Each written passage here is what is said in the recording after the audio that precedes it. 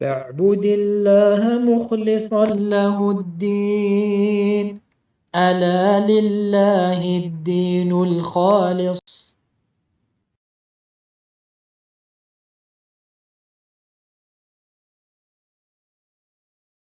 إن الحمد لله نحمده ونستعينه ونستغفره ونعوذ بالله من شرور أنفسنا ومن سيئات أعمالنا. من يهده الله فلا مضل له ومن يضلل فلا هادي له، وأشهد أن لا إله إلا الله وحده لا شريك له، وأشهد أن محمدا عبده ورسوله صلى الله عليه وعلى آله وصحبه وسلم. يا أيها الذين آمنوا اتقوا الله حق تقاته ولا تموتن إلا وأنتم مسلمون. يا أيها الناس اتقوا ربكم الذي خلقكم من نفس واحدة وخلق منها زوجها وبث منهما رجالا كثيرا ونساء، واتقوا الله الذي تساءلون به والأرحام إن الله كان عليكم رقيبا. يا أيها الذين آمنوا اتقوا الله وقولوا قولا سديدا يصلح لكم أعمالكم ويغفر لكم ذنوبكم، ومن يطع الله ورسوله فقد فاز فوزا عظيما. أما بعد، فإن أصدق الحديث كتاب الله، وخير الهدي هدي محمد بن عبد الله، وشر الأمور محدثاتها، وكل محدثة بدعة، وكل بدعة ضلالة، وكل ضلالة في النار. ثم أما بعد، إخوتي في الله والأخوات، السلام عليكم ورحمة الله وبركاته. إذن ما زلنا نقرأ كتاب التمهيد لشرح كتاب التوحيد الذي هو حق الله على العبيد لمعالي الشيخ صالح ابن عبد العزيز آل شيخ حفظه الله تعالى. ووصلنا فيما مضى إلى باب من تبرك بشجر أو حجر ونحوهما. فقال المؤلف رحمه الله: وقول الله تعالى: أفرأيتم اللات والعزى ومناة الثالثة الأخرى، الآيات. عن أبي واقد الليثي رضي الله عنه قال: خرجنا مع رسول الله صلى الله عليه وسلم إلى حنين ونحن حدثاء عهد بكفر، وللمشركين سدرة يعكفون عندها وينوطون بها أسلحتهم، يقال لها ذات أنواط. فمررنا بسدرة فقلنا: يا رسول الله، اجعل لنا ذات أنواط كما لهم ذات أنواط. فقال رسول الله صلى الله عليه وسلم: الله أكبر، إنها السنن. قلتم: والذي نفسي بيده، كما قالت بنو إسرائيل لموسى: اجعل لنا إلها كما لهم آلهة، قال: إنكم قوم تجهلون. لتركبن سنن من كان قبلكم، رواه الترمذي وصححه. طيب، فقال هنا الشيخ صالح حفظه الله تعالى: فمعنى تبرك المشركين أنهم كانوا يرجون كثرة الخير ودوام الخير ولزوم الخير وثبات الخير بالتوجه إلى الآلهة. وهذه الآلهة يكون منها الصنم الذي من الحجارة والقبر من التراب، ويكون منها الوثن والشجر، ويكون منها البقاع المختلفة كالغار أو عين ماء أو نحو ذلك. فهذه التبركات المختلفة جميعها تبركات شركية. ولهذا قال الشيخ رحمه الله: باب من تبرك بشجر أو حجر ونحوهما. والشجر جمع شجرة، والحجر معروف، ذلك أن المشركين كانوا يتبركون بالأشجار والأحجار. حتى في أول الدعوة في هذه البلاد كانت الأشجار والأحجار التي يتبرك بها كثيرة. Donc on poursuit, Inch'Allah Ta'ala, notre étude de At-Tamhid, l'explication de Kitab At-Tawhid du noble Cheikh Salih Al-Sheikh Hafidhahullah Ta'ala, et on est toujours donc dans le chapitre concernant le jugement de celui qui cherche la bénédiction à travers les arbres ou la pierre et autres que cela. Donc il dit ici, on a vu donc la semaine dernière le sens de tabarruk. On a dit que tabarruk, c'est le fait de chercher la baraka. Et on a défini également ce qu'est la baraka, la bénédiction. Taïeb. Et on avait dit donc c'était l'abondance de biens ainsi que sa stabilité et sa fermeté. Taïeb.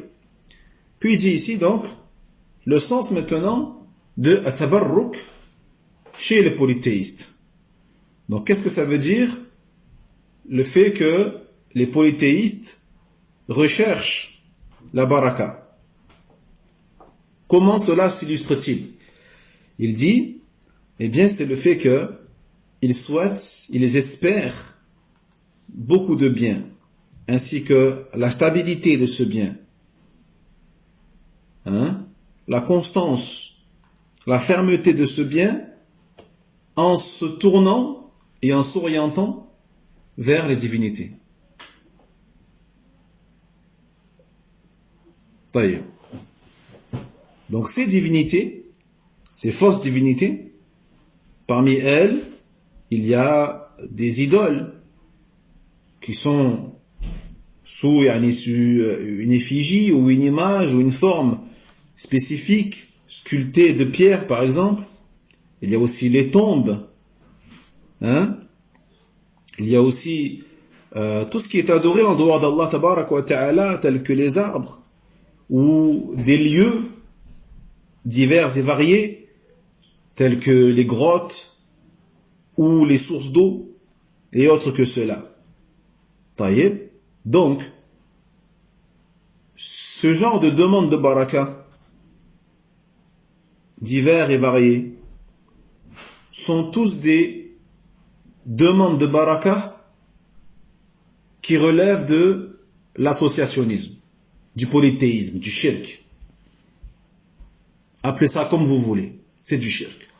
Toutes ces formes de demande de baraka, quelle que soit la créature à travers la baraka est recherchée, eh bien, relève du polythéisme. C'est la raison pour laquelle il dit, c'est le cheikh, hafidhahullah ta'ala, le chapitre du jugement de celui qui recherche la baraka à travers un arbre, une pierre et autre que cela. Donc ici le terme, pour être plus précis, dans le titre, il dit bishajarin. Donc le shajar, c'est le pluriel de shajaraton. D'accord? Donc si on voulait vraiment traduire littéralement mot à mot, on dirait celui qui recherche la baraka à travers des arbres. D'accord? Parce que shajar, c'est le jama' de shajara.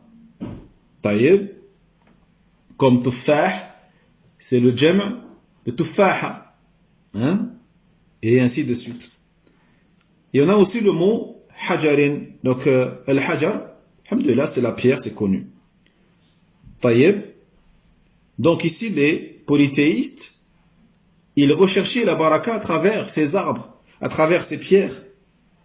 Il faut savoir que même au début de la da'wa du prophète Mohammed sallallahu alayhi wa sallam, dans ces contrées, il y avait énormément d'arbres et de pierres qui étaient, à travers lesquels la baraka, les gens venaient rechercher la baraka à travers ces arbres, à travers ces pierres. طيب. نعم. قوله رحمه الله ونحوهما يعني نحو الشجر والحجر مثل البقاع المختلفة أو غار معين أو قبر أو عين ماء أو نحو ذلك من الأشياء التي يعتقد فيها أهل الجاهلية وأهل الجهالة فما حكم فاعل ذلك؟ الجواب أنه مشرك كما صرح به شيخ عبد الرحمن بن حسن في شرحه فتح المجيد. طيب في باب من تبرك بشجر أو حجر نحوهما حيث قال رحمه الله أي فهو مشرك. Donc il dit ici, dans le titre, l'auteur, qu'est-ce qu'il dit? Donc celui qui recherche la baraka à travers des arbres, une pierre, et autre que cela. Donc autre que cela, ça veut dire quoi? Bien, des choses qui sont similaires à des arbres ou à des pierres, comme par exemple des lieux divers et variés, ou une grotte particulière, ou une tombe, ou une source d'eau, et autre que cela parmi les choses à travers lesquelles les gens de l'ignorance avaient des croyances spécifiques. Donc maintenant, on va parler de jugement. Quel est le jugement de celui qui fait cet acte-là? Vous remarquerez qu'on n'a pas encore mentionné quel est son jugement. Quel est le jugement donc de celui qui fait ça? La réponse, eh bien, c'est que c'est un mushrik. C'est un associateur, un polythéiste. D'ailleurs, comme l'a mentionné clairement le Cheikh Abdelrahman ibn Hassan, le petit-fils de Cheikh Mohammed ibn Abdel Wahhab, rahimahullah ta'ala, dans son sharh de Kitab al-Tawhid qui est Fath al-Majid. Dans le chapitre justement de celui qui recherche la baraka à travers des arbres, à travers une pierre et autre que cela, il dit, qu'est-ce qu'il dit? Il dit, c'est-à-dire, c'est un mushrik. C'est un polythéiste. D'accord? Donc c'est ça son jugement. لكن لم يفصح الشراح أو الشراح في هذا الموضع عن نوع الشرك المتبرك بالشجر والحجر هل هو شرك أكبر أو شرك أصغر.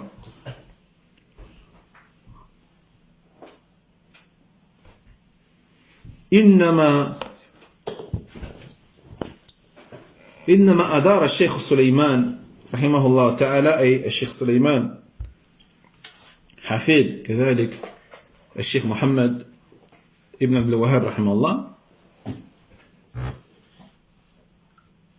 المعنى في التيسير بعد أن ساق تفسير آية النجم أفرأيتم اللات والعزى على الاحتمالين، فقال في آخره مناسبة الآية للترجمة أنه إن كان تبرك شركا أكبر فظاهر، وإن كان شركا أصغر فالسلف يستدلون بالآيات التي نزلت في الأكبر على الأصغر.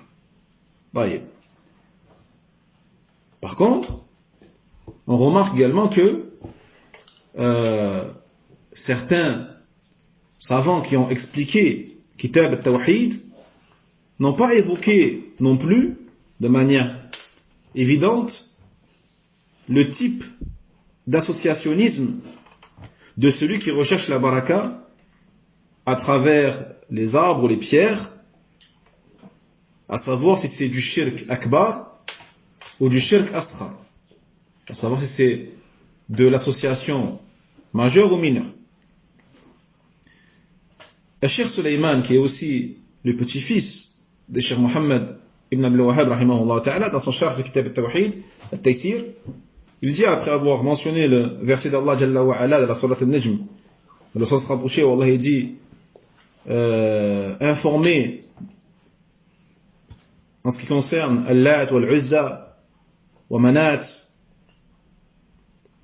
eh bien il a évoqué ces versets-là en faisant comprendre qu'il y avait deux cas possibles. Il dit à la fin, le rapport de ce verset avec le titre est que si la demande de baraka est du shirk akbar, eh bien le rapport il est clair. Parce que ce verset-là de la Surat al-Najm, le verset 19, ainsi que le verset 20, il concerne le polythéisme majeur. Donc du coup, si la demande de baraka à travers les arbres et les pierres était du shirk majeur, le lien entre ce verset et l'intitulé est clair et évident.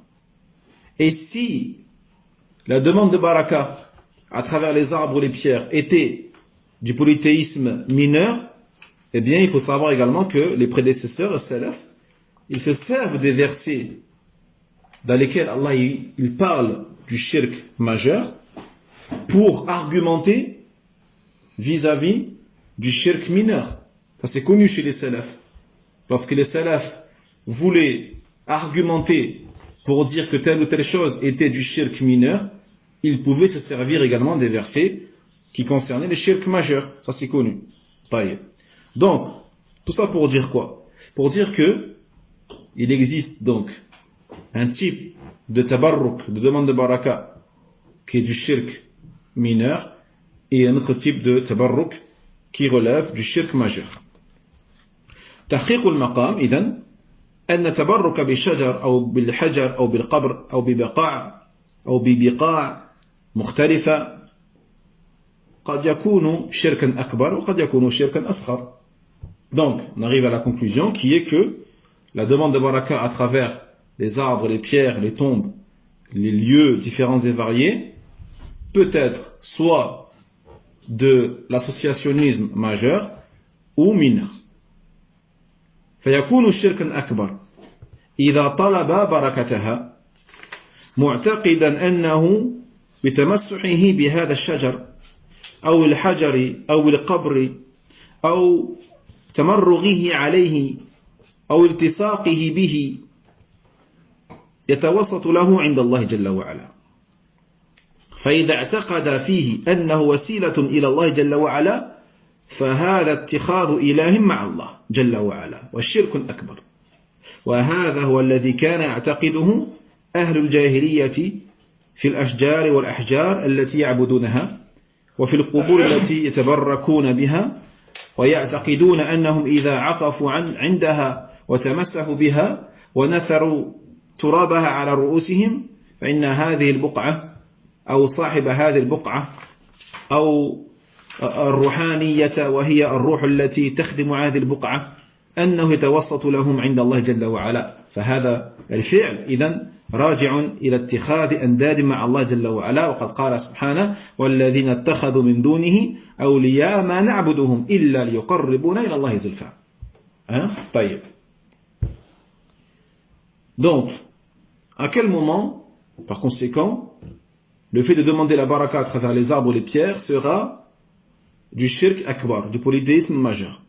Eh bien, lorsque la personne, elle va demander la baraka, elle va demander sa baraka avec la croyance que en s'essuyant sur ces arbres, ou en s'essuyant sur ces pierres, ou ces tombes, ou en se roulant et en se vautrant sur telle ou telle terre, ou en collant son corps contre tel ou tel objet, ou tel arbre, ou tel rocher, eh bien, que ces choses-là, elles vont intercéder pour lui auprès d'Allah.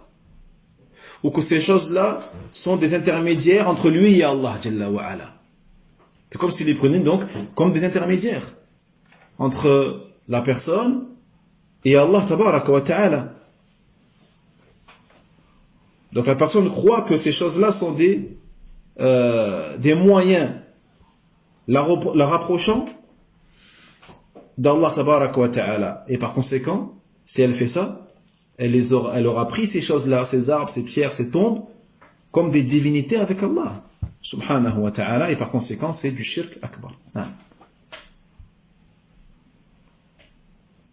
Donc ça, cette croyance-là, c'est celle qu'avaient les gens de la Jahiliya, qu'avaient les gens pré-islamiques, à l'époque pré-islamique, vis-à-vis de certains arbres ou de certaines pierres, qu'ils adoraient en vérité en dehors d'Allah Tabaraka wa Ta'ala. Également vis-à-vis des tombes dans lesquelles ils cherchaient la baraka en dehors d'Allah Tabaraka wa Ta'ala. Ils croyaient que lorsqu'ils restaient un long moment auprès de ces tombes, des jours, des heures ou des nuits, ils croyaient qu'en se frottant et en s'essuyant sur ces tombes ou en dispersant de la terre de ces tombes sur leur tête, eh bien que ces endroits-là, ou que la personne qui était enterrée à cet endroit-là, ou que les esprits qui se trouvaient à ces endroits-là, eh bien que ces créatures-là pouvaient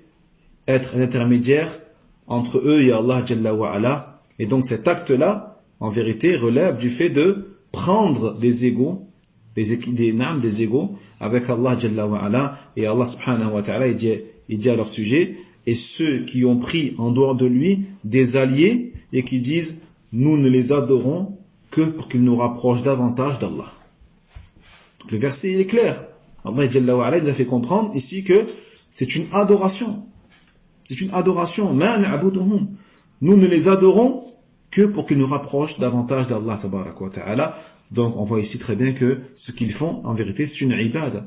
C'est une adoration d'autres qu'Allah tabaraka wa ta'ala.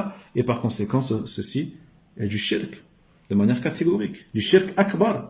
D'accord? طيب. ومتى يكون التبرك شركا أصغر؟ إذا كان يتخذ هذا التبرك بنثر التراب عليه أو إلصاق الجسم به أو التبرك بعين ونحوها أسبابا لحصول البركة بدون اعتقاد أنها توصل وتقرب إلى الله جل وعلا. يعني أن جعلها أسبابا فقط كما يفعل لابس التميمة أو الحلقة أو الخيط، وكذلك هذا المتبرك يجعل تلك الأشياء أسبابا.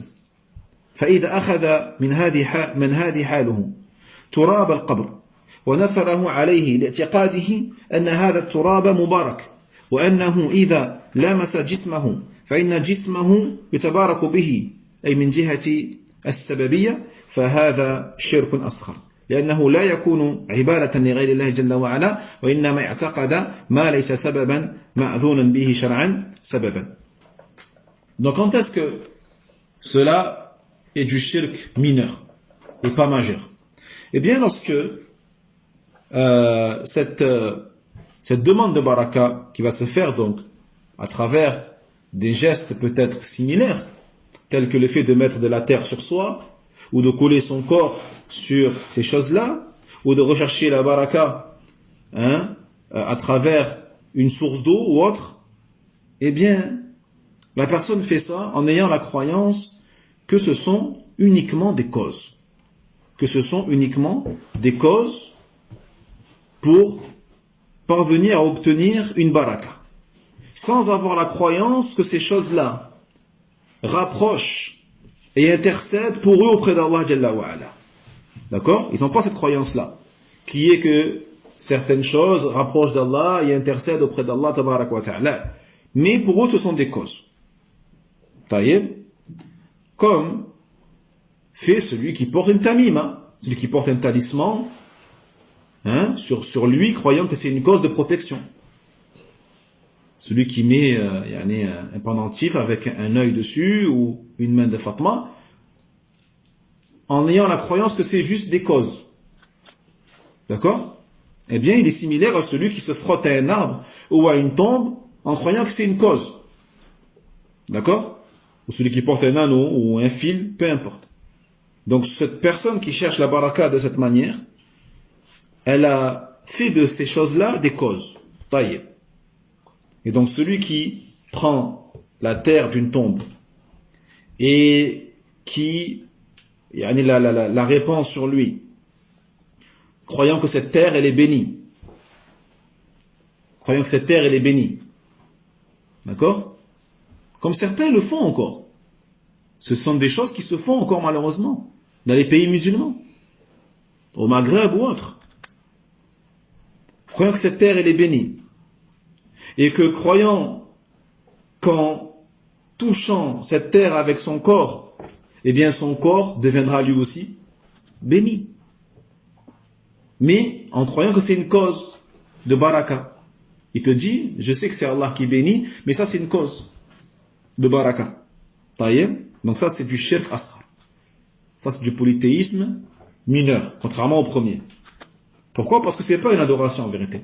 Il n'est pas en train d'adorer autre que Allah subhanahu wa ta'ala, mais il a la croyance qu'une chose qui n'est pas une cause légiférée, ni religieuse, ni rien, il croit que cette chose-là c'est une cause. Il en a fait une cause. Alors qu'Allah Jalla wa Ala n'a pas fait de ces choses-là des causes de baraka, ou de transmission de baraka. Et en cela, donc, c'est du shirk mineur. J'ai vu des gens qui savent que c'est pas une cause, mais qui en font comme une cause. Non, s'ils savent que c'est pas une cause, ils vont pas le faire. S'ils le font, c'est qu'ils croient que c'est une cause. Vous voyez? أما إذا تمسح بها كما في الحال كما هي الحال الأولى وتمرغ والتصق بها لتوصله إلى الله جل وعلا فهذا شرك أكبر مخرج من الملة. ولهذا قال الشيخ سليمان كما تقدم إن كان التبرك شركا أكبر فظاهر في الاستدلال بالآية، وإن كان شركا أصغر فالسلف يستدلون بما نزل في الأكبر على ما يريدون من استدلال في مسائل الشرك الأصغر. Donc, quand on insiste, quant à celui qui se frotte à ces choses-là, comme on l'a vu dans le premier exemple, hein, ou qui se roule dans cette terre, ou qui se colle à ces choses-là, afin que ces choses-là le rapprochent et intercèdent pour lui auprès d'Allah Jalla wa Ala, par exemple, eh bien ceci est du shirk akbar, faisant sortir de la religion, qu'Allah nous en préserve. C'est pour cela qu'il dit Cheikh Sulayman, rahimahullah ta'ala, comme on l'a vu tout à l'heure, si la demande de baraka est du shirk majeur, eh bien l'argumentation à travers le verset Afara'aytumul Lata wal Uzza, elle est claire. Et si c'est du shirk asghar, eh bien les prédécesseurs, comme on a dit encore une fois, se servent comme argument de ce qui a été descendu au sujet du shirk majeur pour argumenter pour ce qu'ils veulent dans les sujets concernant le shirk asghar. Donc il n'y a pas de problème au niveau du lien entre ces versets-là et entre le fait que at-tabarruk peut être soit du shirk akbar, soit du shirk asghar. والعياذ بالله. نعم. طيب. فهناك فائدة جميلة ذكرها الشيخ صالح آل الشيخ حفظه الله تعالى في هذا الباب. قال: باب من تبرك بشجر أو حجر ونحوهما فهو مشرك. ففي هذا الباب نبحث هذه المسألة: ما حكم من تبرك بشجر أو حجر؟ وهذا فيه من لطائف أساليب الدعاة والمؤلفين ما فيه، لأنه بهذا القول يشحذ الهمة والعقل والقلب على الحصول وعلى الحضور ليصل إلى الحكم هو بنفسه. وهنا ما جزم بالحكم. قال الشيخ: باب من تبرك بشجر أو حجر ونحوهما. إذن هو سيورد الدليل الذي سنصل به إلى الحكم، وهذا ينشط السامع والقارئ ويكون أدعى للقبول للحكم، لأنه إذا أردت المجادلة لا تأتي بالحكم أولا فتقرر الحكم ثم تستدل عليه، هذا يورث عليك من المجادلين من يحتج عليك. لا تورد الحكم أولا، أؤثر المسائل ودليلها أولا. Donc on va finir avec une faïda, un enseignement qui est très bénéfique, mentionné par le Cheikh Salih al-Sheikh Hafidahullah Ta'ala. Il dit, donc l'auteur qu'est-ce qu'il dit? Il dit le chapitre de celui qui recherche la baraka à travers des arbres, la pierre et autres que cela. Mais vous remarquerez qu'il n'a pas spécifié le jugement de celui qui fait ça. C'est nous qui avons, dans le charh, mentionné le jugement de celui qui fait cela. Et on avait dit que ça pouvait être soit du shirk akbar, soit du shirk asghar. Mais l'auteur, lui, ne l'a pas mentionné. L'auteur, le Cheikh Mohammed Ibn Abdul Wahhab, rahimahullah ta'ala, ne l'a pas mentionné de manière évidente. D'accord? Donc lorsqu'on va lire ce titre, on va faire ce qu'on a fait tout à l'heure, on va étudier, on va détailler la question, qui est quel est le jugement de celui qui fait ça. Donc ici, il dit les chers, cela fait partie des procédés utilisés par les prédicateurs et les auteurs les plus efficaces et les plus subtils. Parce qu'à travers cette parole, lorsqu'il dit le cheikh, le chapitre de celui qui recherche la baraka à travers les arbres et les pierres, sans citer le jugement de celui qui fait ça, qu'est-ce qu'il va faire? Ça va stimuler l'esprit de la personne. Ça va stimuler son intérêt pour justement connaître le jugement de ça. C'est quoi le jugement? D'accord, le cheikh il a dit ça, mais c'est quoi le jugement? Donc ça va stimuler ton intérêt. Ton cœur, il va être présent parce que tu vas te concentrer totalement afin de comprendre et de pouvoir sortir par toi-même le jugement de celui qui fait ça, afin d'arriver à un jugement par toi-même. Hein, et ça fait partie donc des procédés les plus efficaces qui peut être utilisé par l'enseignant. Donc ici, l'auteur, rahimahullah ta'ala, il n'a pas affirmé ce qu'était son jugement dans son titre. Par conséquent, qu'est-ce qu'il va faire? Au lieu de nous donner directement le jugement, il va nous donner les preuves. Il va nous citer les preuves, donc qui sont le verset d'Allah tabaraka wa ta'ala, ainsi que le hadith, qu'on va expliquer dans les cours suivants, Inch'Allah. D'accord? Donc à travers ces preuves, c'est comme si tu te disais, arrive toi-même à la conclusion de ce qu'est le jugement, à travers les preuves que je vais te donner. D'accord? Et cela va donc inciter et encourager celui qui écoute ou celui qui lit, et cela est plus à même donc que la personne à la fin, elle accepte la vérité. Elle accepte le jugement. Parce que toi, tu vas d'abord lui mentionner les dalils, les preuves.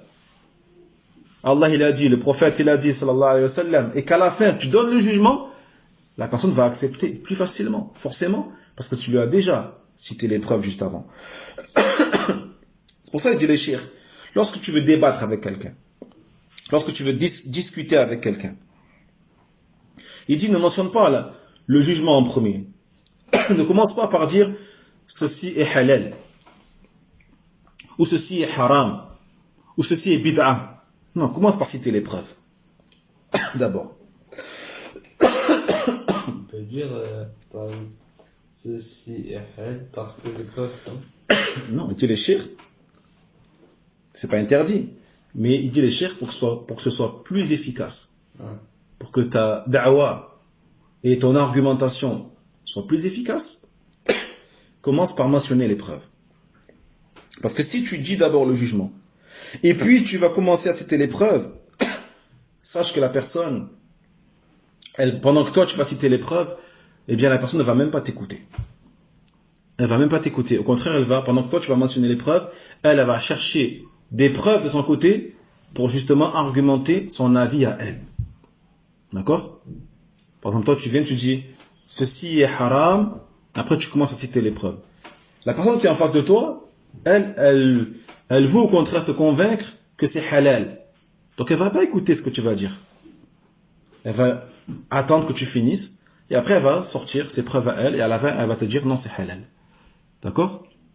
Alors si toi tu viens, tu cites d'abord les preuves, sans dire est-ce que c'est haram ou halal, elle va t'écouter. Elle va attendre le jugement que tu vas dire. Vous voyez? C'est bon? Non. Donc il dit le cheikh, ne cite pas d'abord le jugement, au contraire, mentionne d'abord la mas'ala, la question, détaille la question et mentionne les preuves les unes après les autres. ثم بعد ذلك تتوصل أنت وهو إلى مقام الاستدلال لأنك إذا ابتدأت بالحكم أولا ثم ذكرت الاستدلال يعني في المجادلة ليس في الفتوى أورث لك المجادلين المخصمين. وهنا إذا ابتدأت بالحكم أثرت نفس المجادل عليك ثم بعد ذلك ينتصر لنفسه بالحكم الذي رآه. ولو أتيت بالدلائل من القرآن والسنة فإنه يعلو بصره غشاوة أن تبصر تلك الدلائل. فلهذا ائتي بالمسألة دون حكم ثم ائتي بالدلائل ثم بعد ذلك سنصل أنت وهو إلى نتيجة. فهذا مستفاد من هذه الترجمة وغيرها من التراجم التي ستأتي في هذا الكتاب المبارك إن شاء الله تعالى. Donc après cela, il dit, après avoir mentionné les arguments, etc., c'est là que tu vas mentionner c'est quoi le jugement de telle ou telle chose.